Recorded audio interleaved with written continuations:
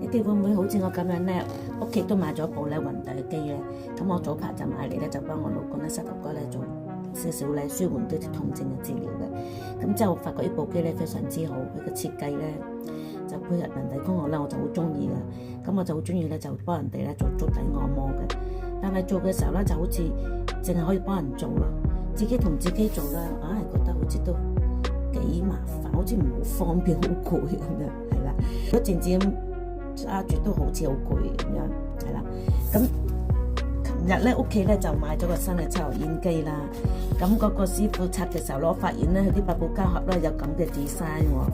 我靈機一觸咧，我就話：咦，師傅可唔可以唔好掉咧？俾咗我啦。咁我將佢咧就 cut 開咗幾嚿啦。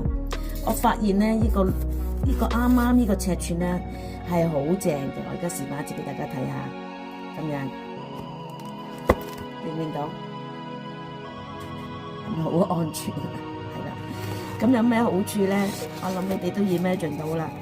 咁我就可以咧好舒閒咁樣咧，可以做足底按摩啦，係咪啊？等嗰啲微電流啦，同埋嗰啲舒活啫喱咧，自然地咧喺我腳板底度咧發揮佢嘅作用啦。咁如果你哋咧真係咁巧買開啲電器咧，有咁嘅發泡膠盒咧，咁嘅形狀咧，記住唔好掉啊，留翻去係有用㗎。